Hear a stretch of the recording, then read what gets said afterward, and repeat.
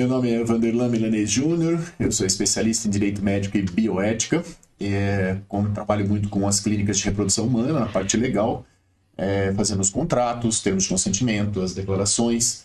Então fica fácil hoje de poder falar um pouquinho sobre a resolução federal que o Conselho Federal de Medicina ele emitiu para balizar o comportamento das clínicas e dos médicos.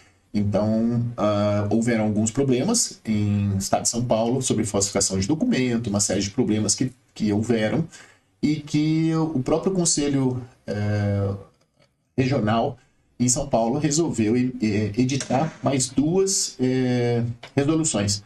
Uma no ano passado, 382 de 2024, e uma outra, 391, que saiu agora em maio de 2025.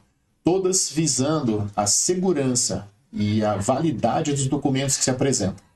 Então, todas as exigências que são feitas hoje, o advogado tem que seguir essa linha.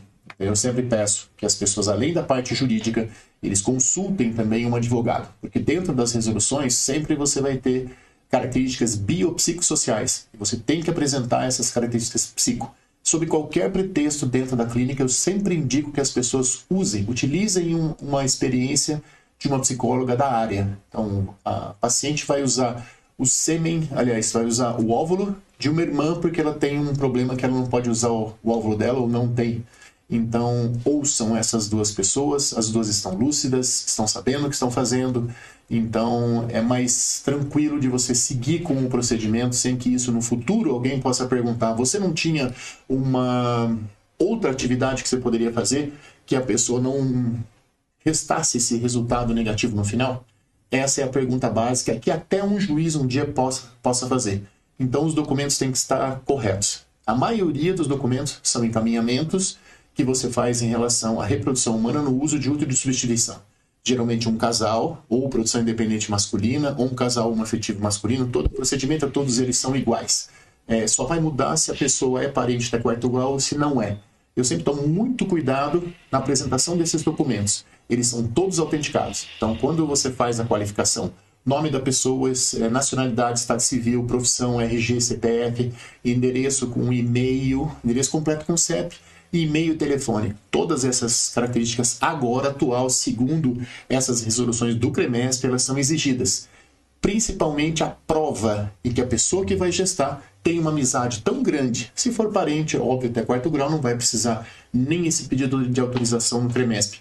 Mas, quando você tem que provar que a pessoa é sua amiga, uma pessoa próxima, uma cunhada, alguém não tanto, mas prova, com fotos, com histórias, a psicóloga vai ajudar nessa comprovação, porque teve, assim, vários problemas de compra dessas pessoas. Então, a gente tem que tomar cuidado em relação a isso.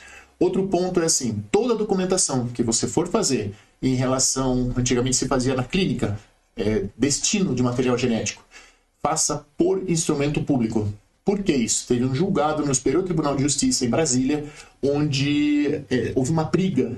E aí ficou definido praticamente nessa sentença que a manifestação do casal deveria ser por instrumento público. Tem um exemplo prático que o casal viajou para o Nepal e queria deixar por escrito que se acontecesse alguma coisa com o casal, que aquele material genético que lá estava, a mãe da moça poderia usar para fazer uma reprodução pós-mortem.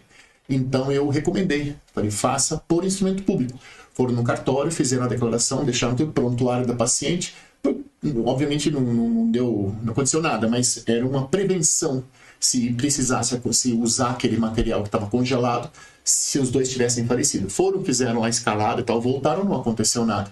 Outros documentos também que deixar corretos em relação à produção independente. Isso é muito interessante e perigoso, porque já teve caso comigo da pessoa no meio da gestação, o pai faleceu. Então ficou uma moça gestando um bebê que não era dela.